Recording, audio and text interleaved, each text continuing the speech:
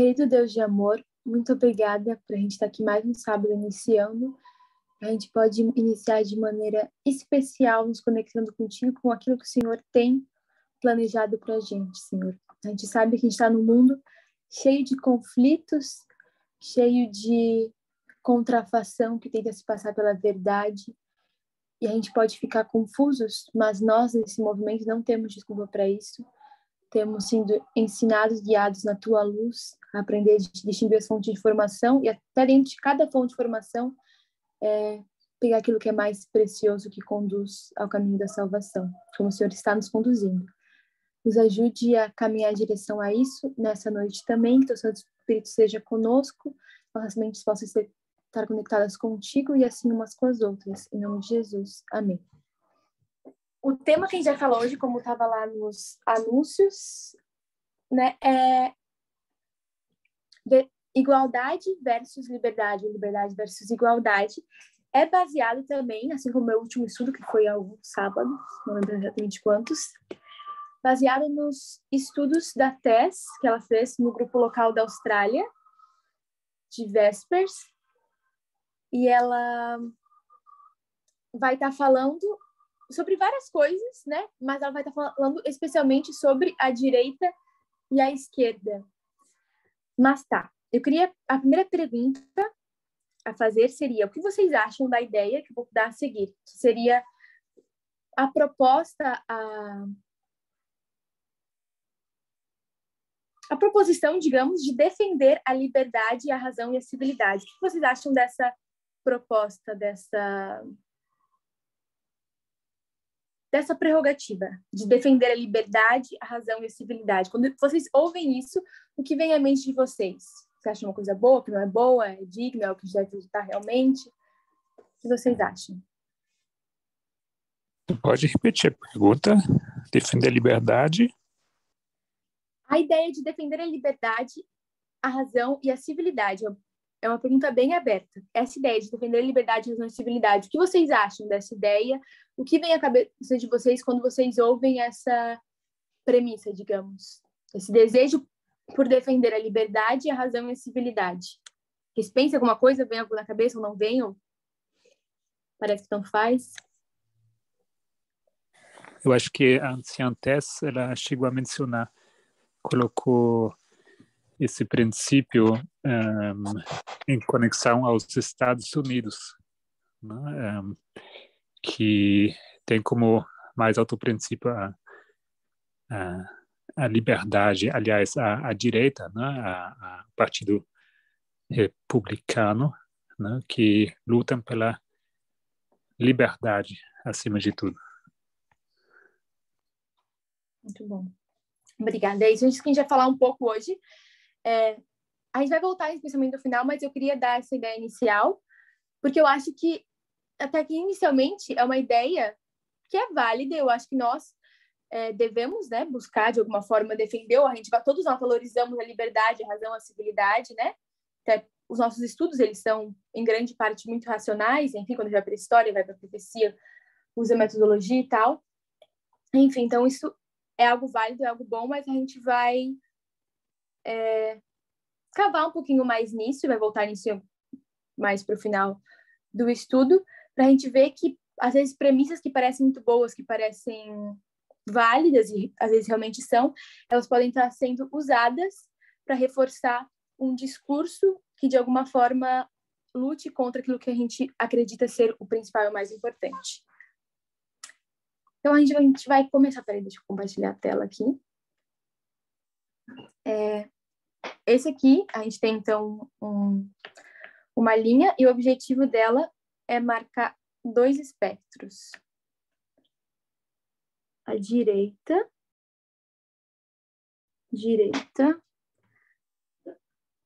Peraí.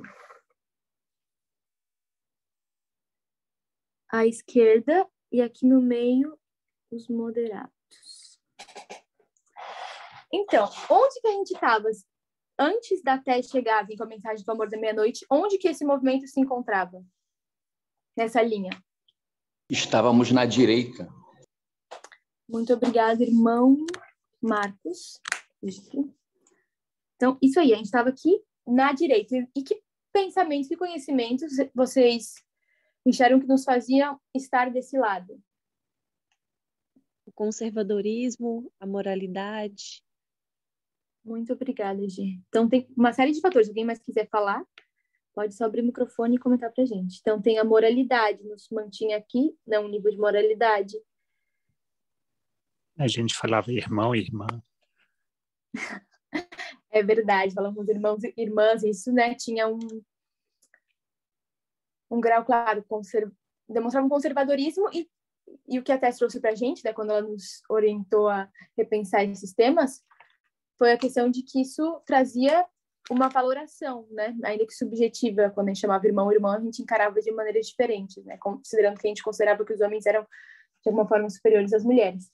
Então, a gente tem uma moralidade que ela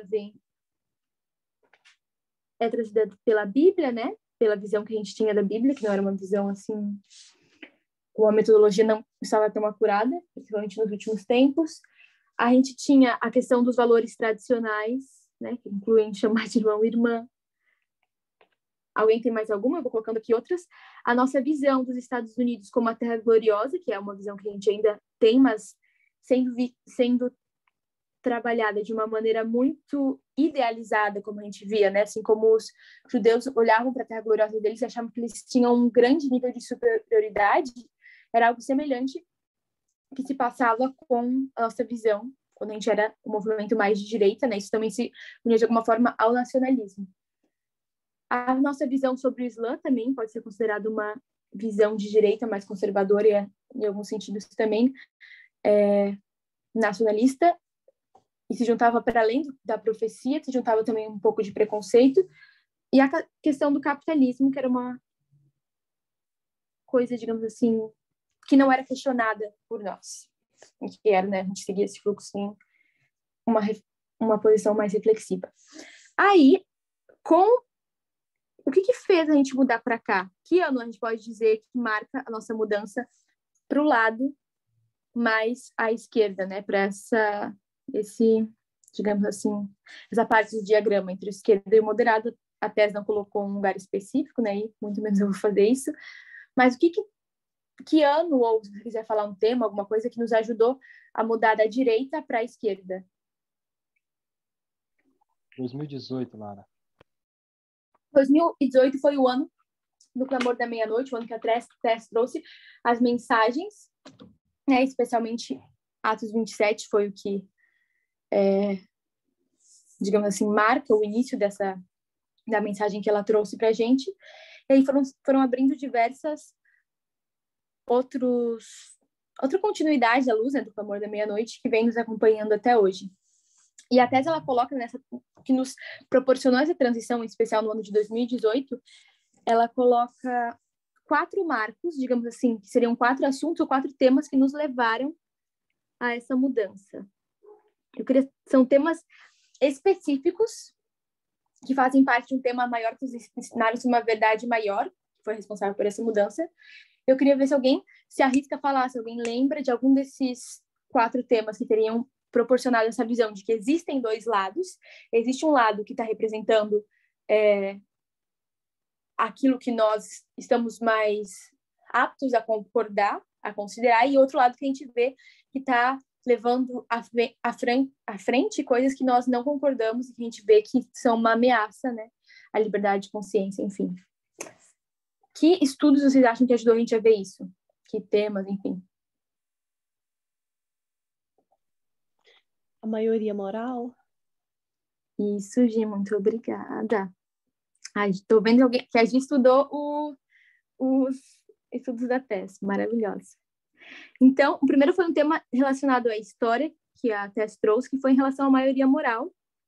A gente não vai se aprofundar em todos esses 4 temas, porque são temas bem amplos, a gente tem mais coisa para avançar hoje, e nem a Tess se aprofundou, ela mais citou, porque é o que a gente já está mais acostumado. A maioria moral é aquela organização religiosa com fins políticos que surgiu no final dos anos 70, tendo George Farwell, um líder religioso como um pastor, acho que presbiteriano, como líder, e eles tinham o objetivo de defender a moralidade que seria, segundo eles, da maioria, a moralidade cristã, e não simplesmente eles tinham suas atitudes, suas ações no âmbito religioso, mas eles tentavam se unir e ganhar força e poder através do poder político. Eles tiveram bastante expressividade, se eu não me engano, no governo de Ronald Reagan e do Bush pai e do Bush filho. Então, é basicamente isso. Quando a gente vê essa história, a gente vê que existe um movimento de direita, apoiado pelo Partido Republicano,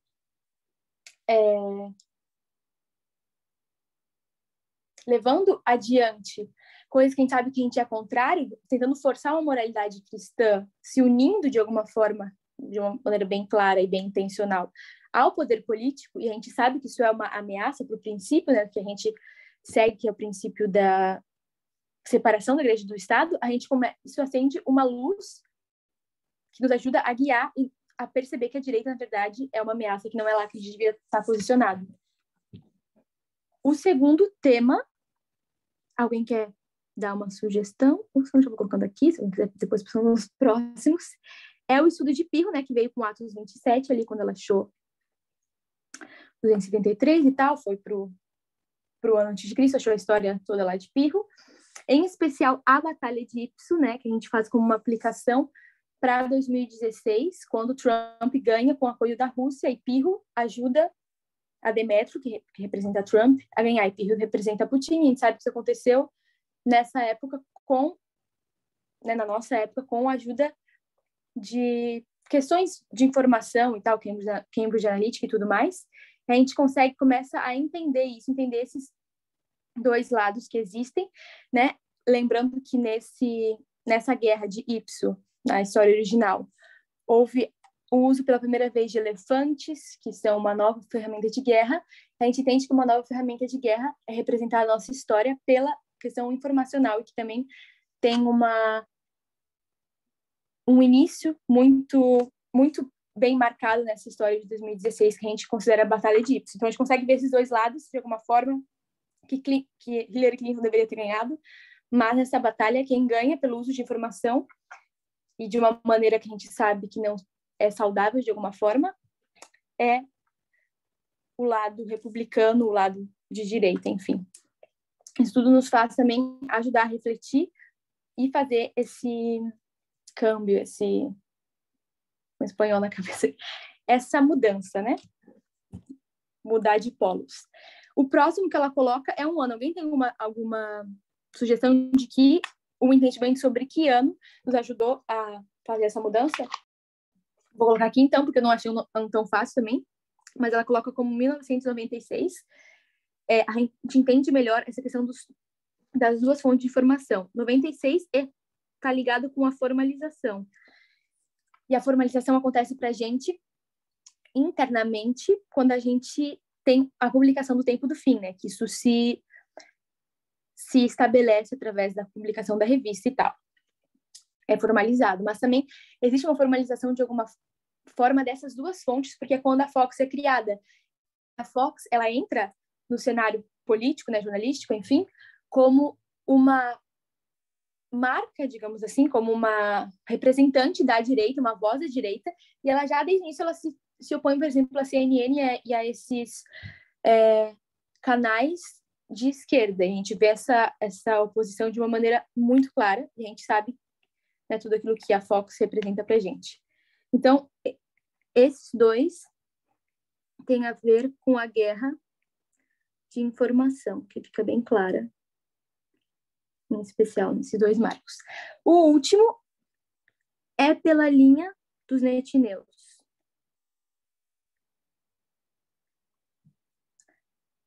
Alguém teria uma ideia por que a linha dos netineus nos ensina que a direita não seria a verdadeira fonte de informação, e sim a esquerda seria a fonte de informação mais segura para a gente estar, para a gente buscar conhecimento, para a gente se informar e para a gente replicar de alguma forma, dentro de, né, certo filtro também. Eu vou fazer aqui a linha... Pode falar. Seria pelo que eles defendem?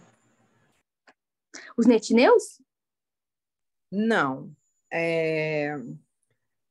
os republicanos? O que eles escolheriam nessas duas linhas? Seria porque escolheria a esquerda pelo que a esquerda representa, pelo que a esquerda defende? Eles entendem que não devem ir para a direita, é isso? É uma boa, e eu acho que está dentro dessa ideia que vem a partir da linha dos netineus, né? Os netineus, eles terem que escolher, os netineus verdadeiros, eles vão escolher a verdadeira fonte de informação. Não vão só escolher, mas como eles são alimentados por ela. Aqui eu fiz para representar para a gente a linha dos netineus, né? Que aqui a gente tem fechamento da Porta da Graça, o literal, o decreto dominical, aqui o 2021, se não me engano, 2019 e 2014, que é os netineus, lembrando. Quando que a gente vai começar e sair para pregar para os netineus e dar o alto clamor, dizer o sai dela, povo meu e tudo isso? Quando que nós, 144 mil, vamos fazer esse trabalho? João falou isso depois do decreto dominical. Então, só nessa história que nós, como sacerdotes, né, que a gente entende que tem esse chamado, já temos hoje o chamado de fazer o trabalho, mas antes a gente vai para a igreja e depois para o mundo, né, até como uma forma de preparação e dessa obra progressiva que Deus faz. Só no decreto dominical a gente vai para o mundo, mas a gente tem que lembrar que essa linha, ela envolve o quê? Essa linha deles, né? É uma linha, a parábola da agricultura, a mais básica. Aqui é o arar, aqui é chuva temporã, chuva serôdia, e aqui é a colheita. Então, quando a gente sabe que tem chuva, o que chover implica?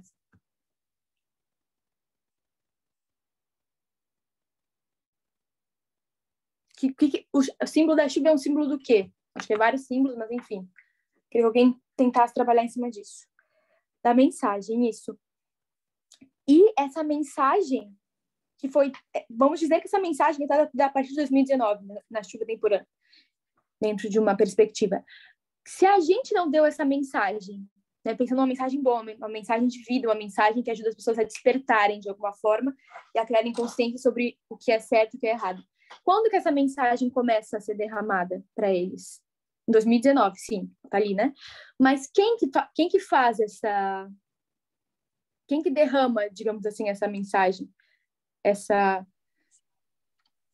As pode falar? externas. Exatamente, as fontes externas. E as fontes externas que a gente já encarou, que estavam dando a mensagem certa, são as fontes mais à esquerda desse diagrama que a gente colocou aqui entre direita e esquerda. Então, isso faz muita diferença para a gente entender a ordem das linhas de reforma.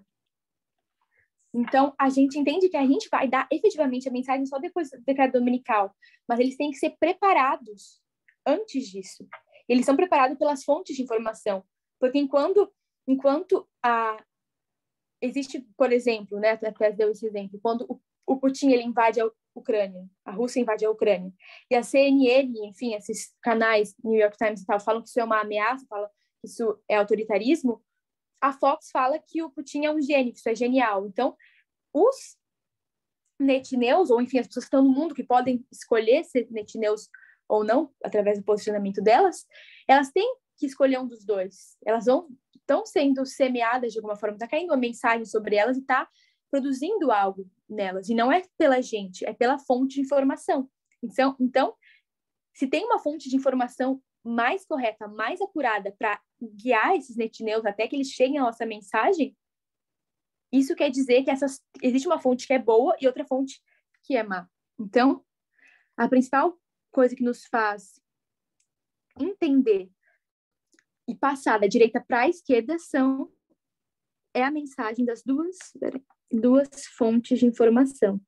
E essa mensagem se dá através desses 4, né? A Tess pontuou que esses 4 pontos em especial ajudam a gente a entender melhor sobre esse câmbio, essa mudança que precisa ser feita e essa mudança que ocorre em 2018, 2 correntes de informação. Isso aí, mas pode ser duas fontes, né? Eu vou deixar duas fontes.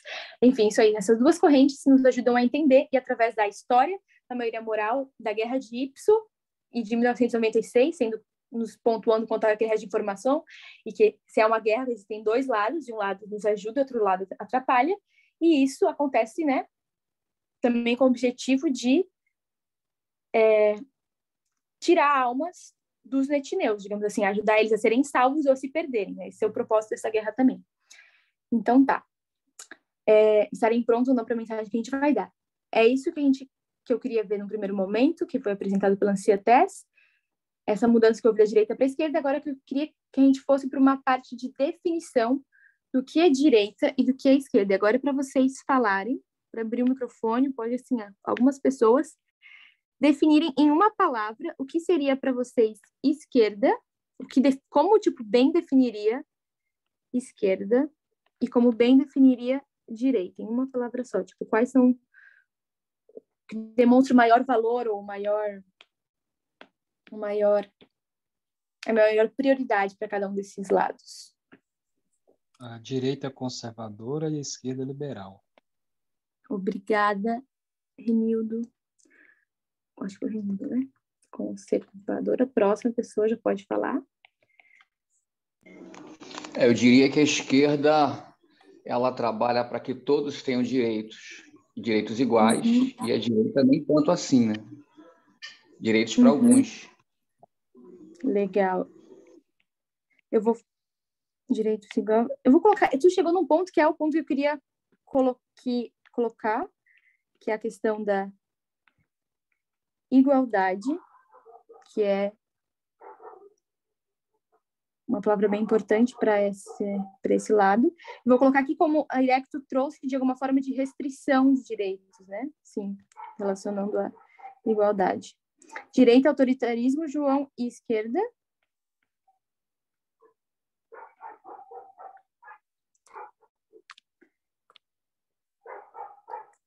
E esquerda, liberdade. Tá bom. Não. Liberdade tu coloca para quem, João? Tu colocou aí no chat? Esquerda, tá bom. Vamos lá, essas são as ideias de vocês. Mais alguém quer dar alguma ideia? Tem várias coisas para definir.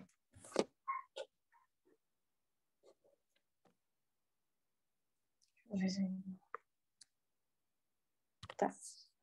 Por exemplo... Esquerda, socialismo, direita, capitalismo. Ótimo, Marcos, obrigada. Socialista, capitalista. Tem a questão do nacionalismo da direita em contraposição. A esquerda ela tende a ser globalista. Os temores do pessoal de direita. Mas, enfim, então tá.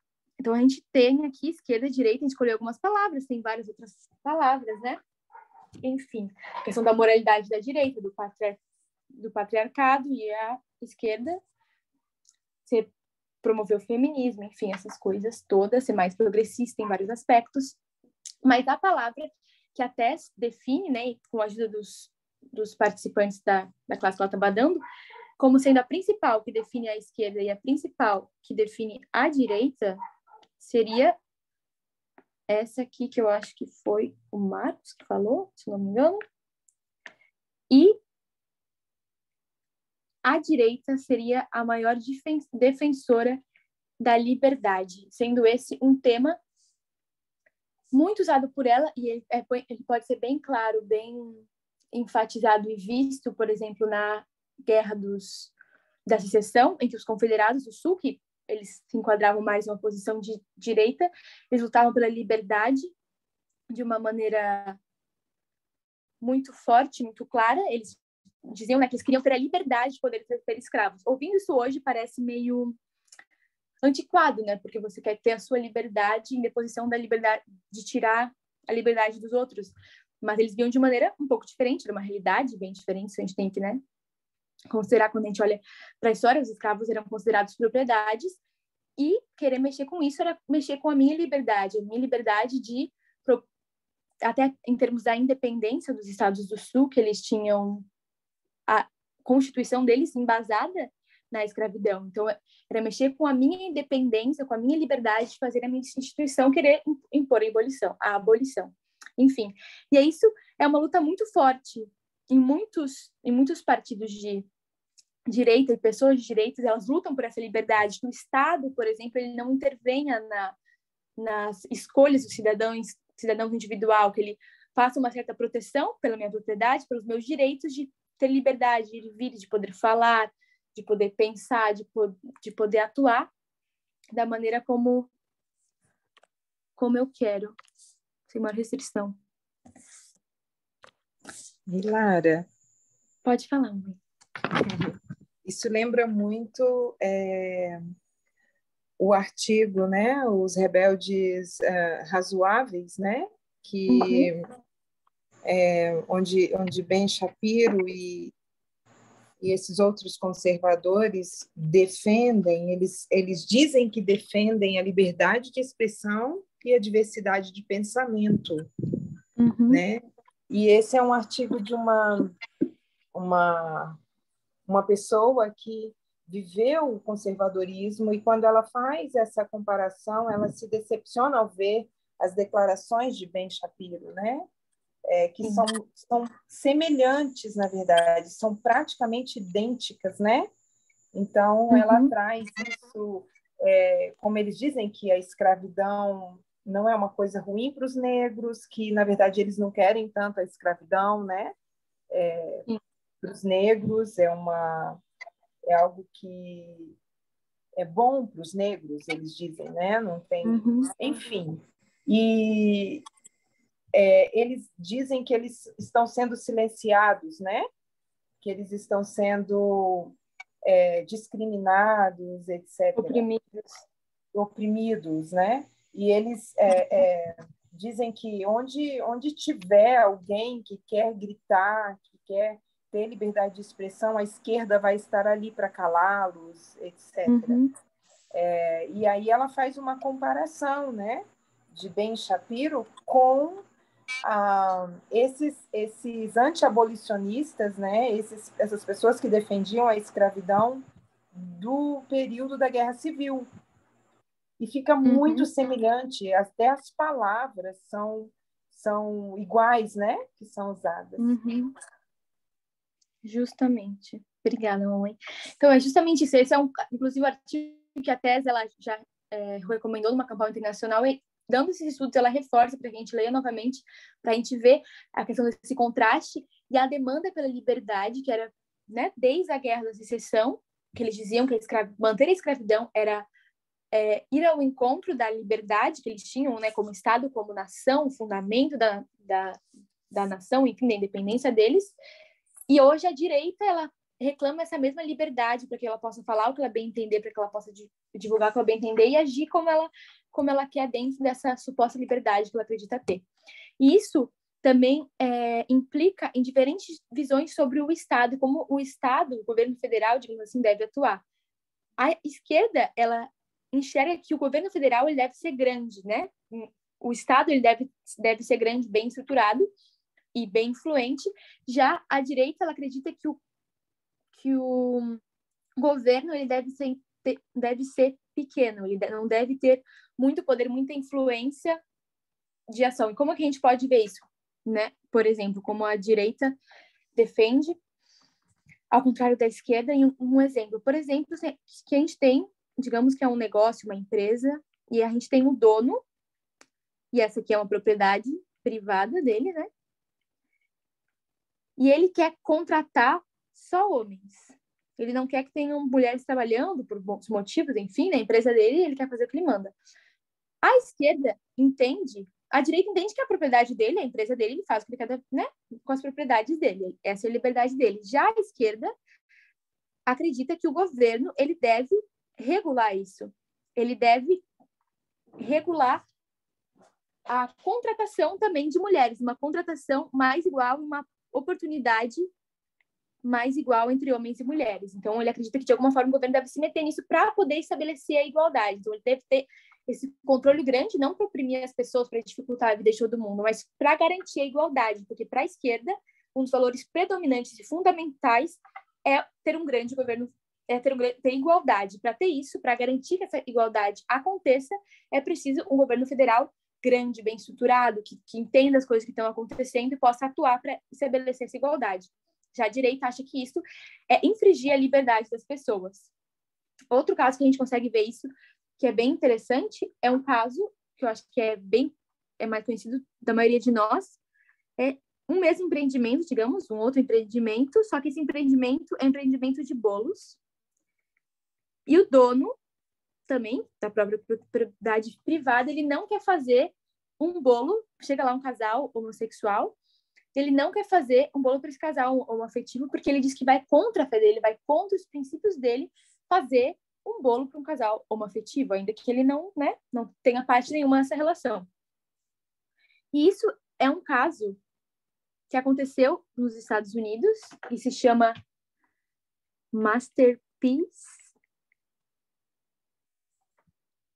Cake Shop contra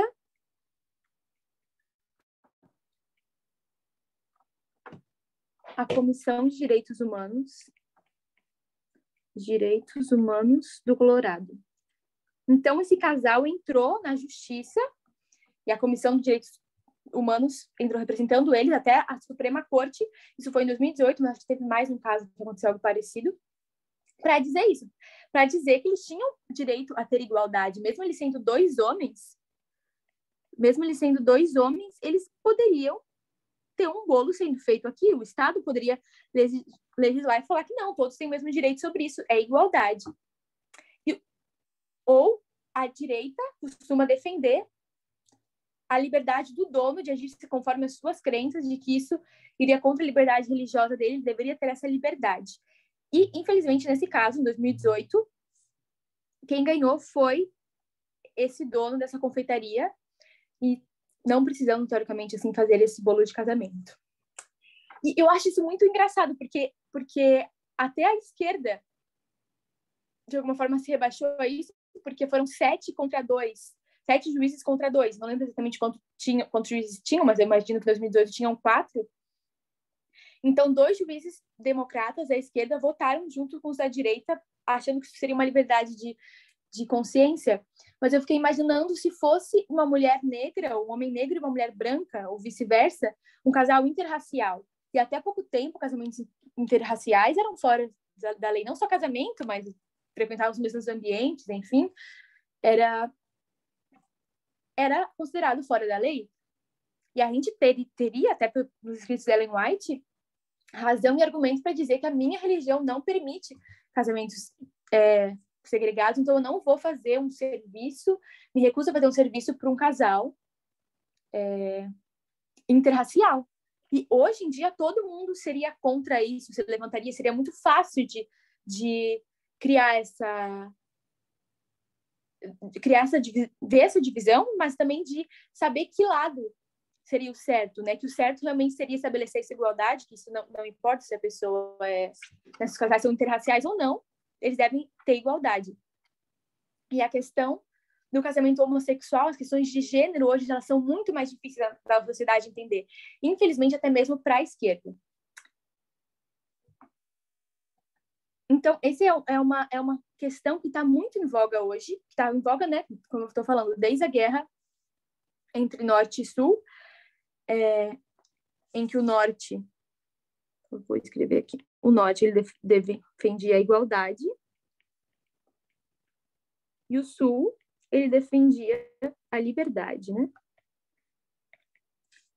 E o interessante é que isso é muito demonstrado por pessoas de direita, esse temor tão grande, e o temor dos próprios adventistas, eles que estão mais ao lado direito, eles se estabelecem no temor da liberdade, porque eles vão tirar nossa liberdade, porque vai ter o decreto dominical, e nós vamos ser perseguidos, é tudo em função da liberdade. Até as comentam que ela tinha amigos adventistas que eles tinham armas e estavam prontos para defender a sua família quando fosse passado alguma ameaça à fé deles, enfim.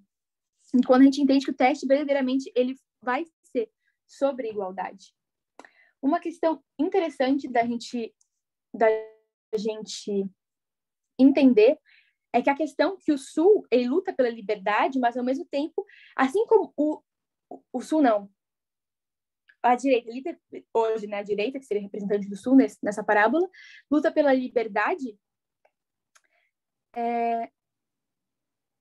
ela faz algumas concessões, assim como a esquerda também faz as suas concessões, né, que a gente já tem estudado isso extensivamente. E quais seriam essas concessões da direita? Que assim como ele quer liberdade, essa liberdade não é total, porque o Estado, o que ele faz?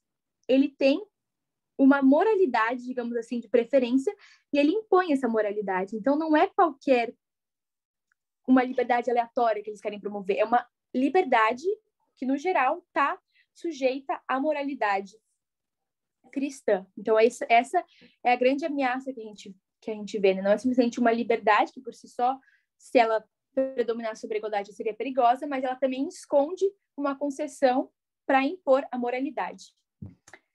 É interessante a gente também ver o espectro. Alguém falou, acho que foi o João, escreveu no chat, que a esquerda seria autoritária, eu acho que eu até escrevi lá em cima, e a direita...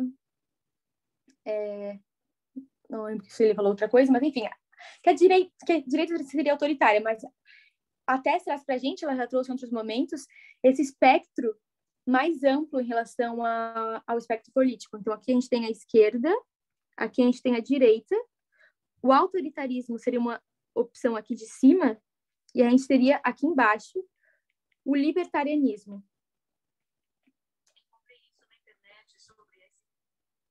Enfim.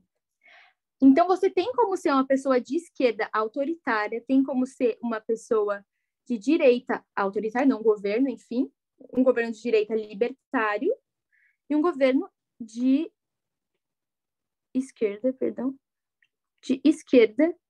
libertário também, tá em qualquer um desses espectros, né? Mais perto da esquerda, da direita, do autoritarismo ou do libertarianismo.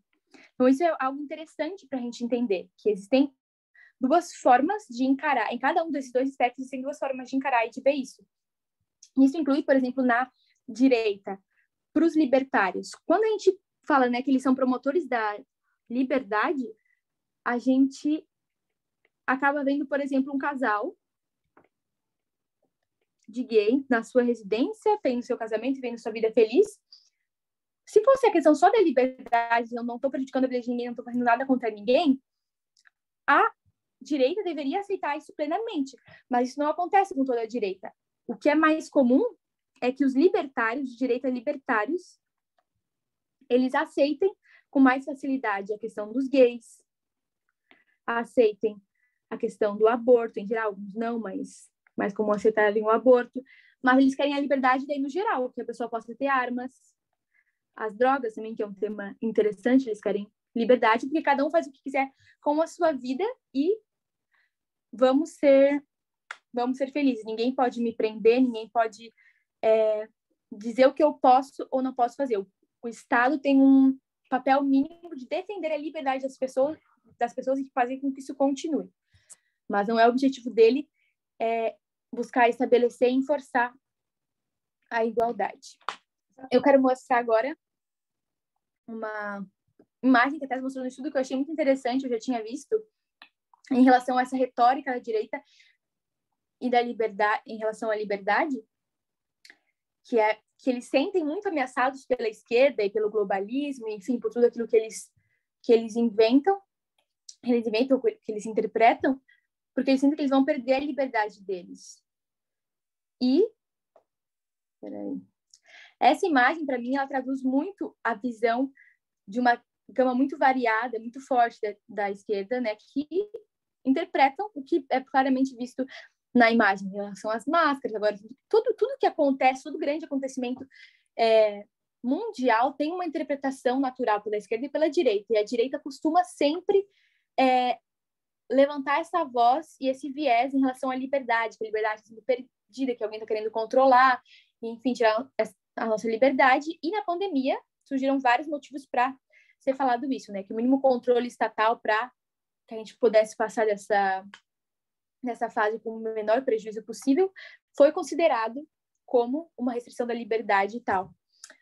Enfim, essa imagem para mim é muito forte, porque eu vi muitas pessoas, eu convivi com muitas pessoas, eu vivo no sul do Brasil, então aqui é bem forte, lá, né, porque eu estou muito no Brasil, mas enfim, é bem forte essa questão desse sentimento de prisão e de restrição da liberdade pelas medidas contra a transmissão de Covid é uma visão, eu acho que é muito distorcida, porque a pessoa ela só enxerga a sua liberdade imediata de estar com uma máscara na boca ou não, enfim, quando é tudo muito mais amplo.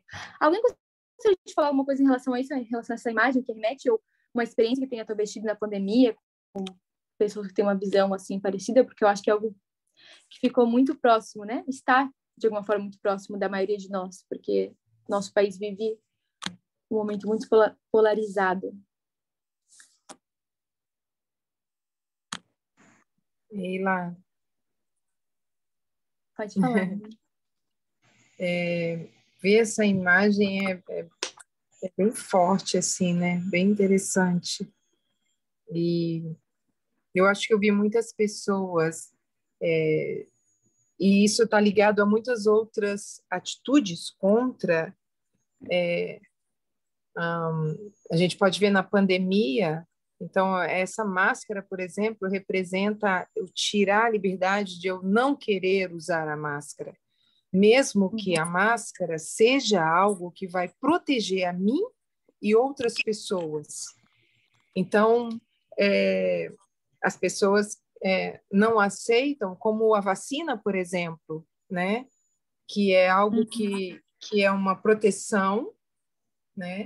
E as pessoas não aceitam por ser algo que está sendo imposto, né? Não tem uma separação, não tem um limite, né? E é isso, eu penso assim. Maravilhoso. Muito obrigada. E tá algo muito marcante pra gente, né? Muito, muito presente. E a gente vê na prática quanto é algo arriscado, a questão de ser anti-vacina, ser anti-máscara, ser anti um maior controle sanitário de alguma forma nesse período que a gente está vivendo, quanto isso realmente é uma ameaça real e a gente sabe que também eterna. Enfim, então acho que isso são coisas interessantes para a gente refletir, a gente vê essa retórica da liberdade, que pode ser uma retórica muito bonita, muito interessante, e tem seu valor. Acho que todo ser humano, ou a maioria deles, entendem que a liberdade é um fundamento para boa convivência, enfim, para que todos os seres humanos busquem, aspirem e obtenham, mas ela ainda assim, nós acreditamos que quando a igualdade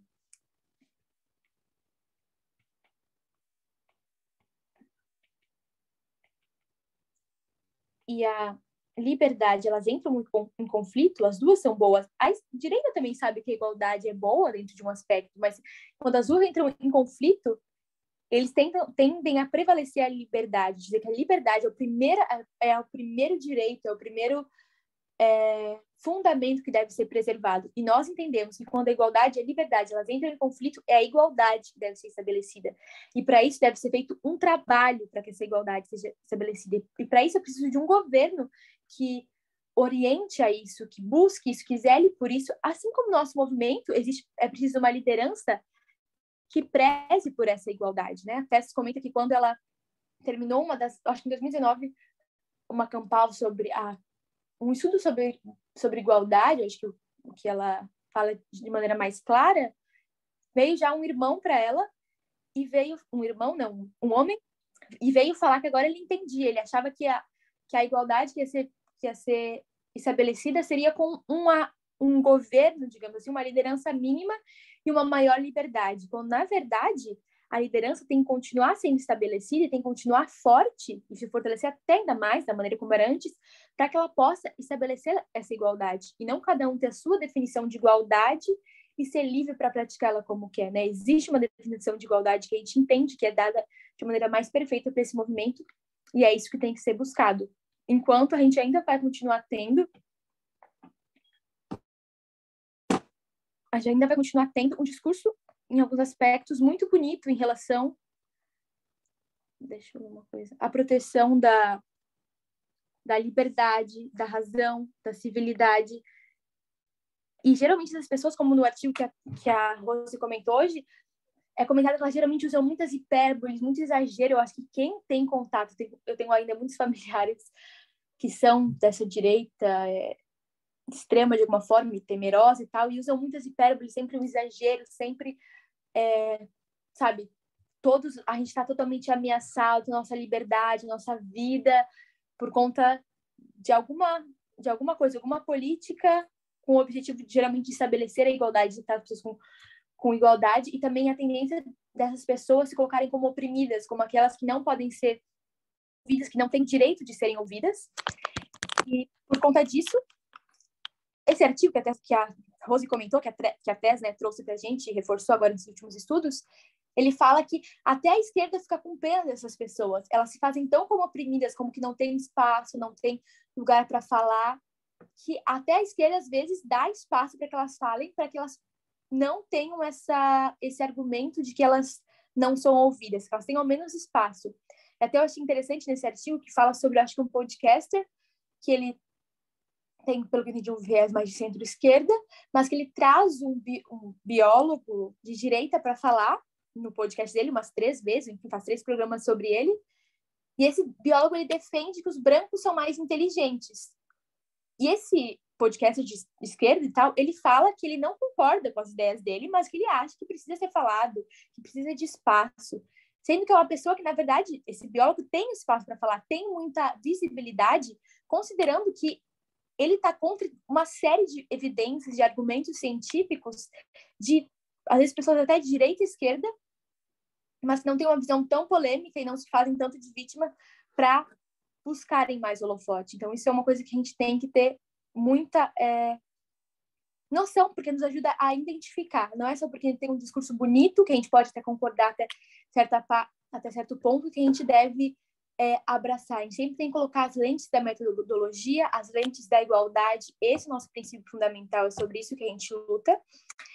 E tomar muito cuidado, porque realmente, infelizmente, perto da gente, no nosso país, existem pessoas, né? Até se comentou nesse estudo do Vespers, que tem uma divisão ainda ocorrendo no Brasil, existem pessoas que podem trazer um discurso muito bonito de liberdade, uma suposta igualdade, enfim, né, que parece algo muito racional, algo muito bem trabalhado, seguir a metodologia, mas quando a gente coloca na verdadeira visão da igualdade, sem abrir concessões e sem dar espaço para que a liberdade sobreponha a igualdade, a gente consegue entender a verdade e o erro, a gente consegue entender que os líderes do nosso movimento estão lutando, sim, eles têm um papel, eles têm uma autoridade para estabelecer a igualdade dentro desse movimento, e assim a gente pode ficar muito mais seguros do que ficar ouvindo e dando razão a qualquer discurso que a gente, né, ouça, só porque alguém que a gente acredita que seja,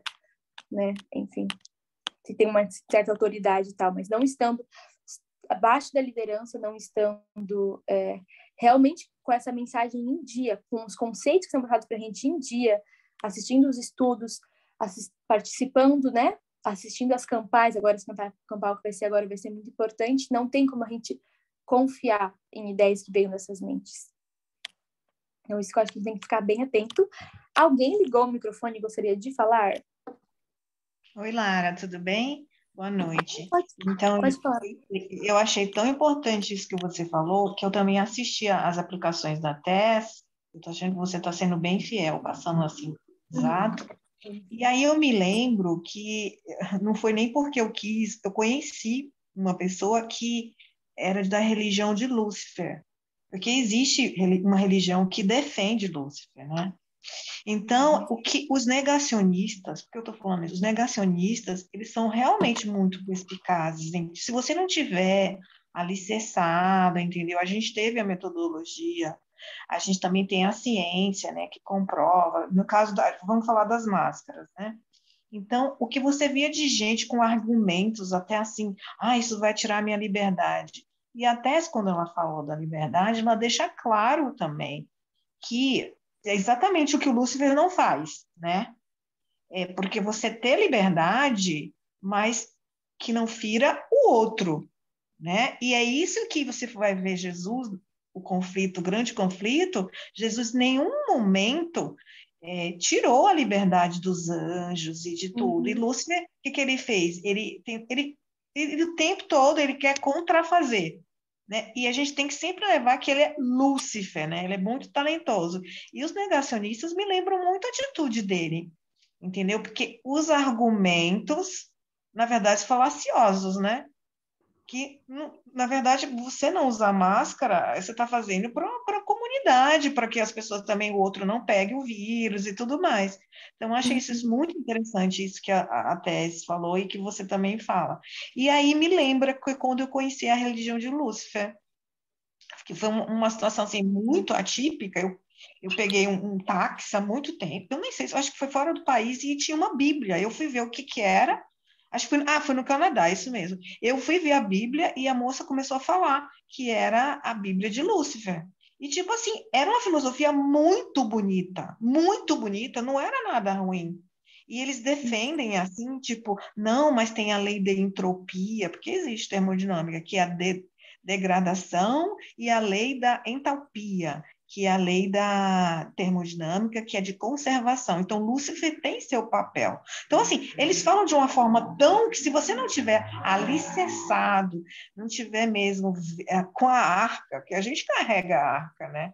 A gente veio do judaísmo e agora a gente entende, apesar de tosco, a gente teve muita luz agora. Então, assim, realmente é muito perspicaz e a gente tem que ficar muito observando os ventos para a gente não cair nessas falácias, porque realmente é fácil, entendeu? Eu amei isso que a Thaís propôs, mostrou e que você está colocando agora, porque eu me lembrei dessa religião de Lúcifer que existe. É verdade. Tem não em tudo, querendo defender sempre o quê? Entendeu? Que liberdade é essa? Que vai afetar o outro, que vai magoar o outro, né? Então, aí é que tá, que a gente tem que ficar esperto, né? Até que ponto a minha liberdade? Isso eu achei muito legal. Obrigada, Alexia. Gabriel, tá com a mão levantada? Quer fazer teu comentário? Sim, Lara. Só brevemente, você colocou em contraste, né, a igualdade e a liberdade, e eu acho que a Alexia expressou muito bem que é uma falácia, né?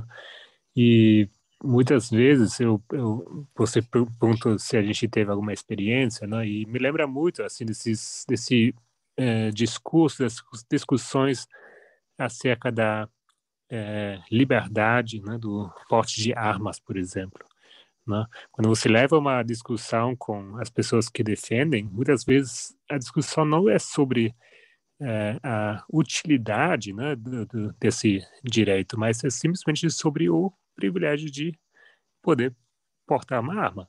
Não importa as implicações, não importa se você está realmente preparada, treinado, disposta a matar alguém ou não, é simplesmente para defender seu direito, não?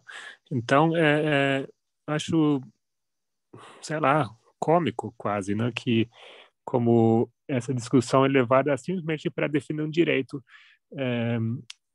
independente assim de um raciocínio, né?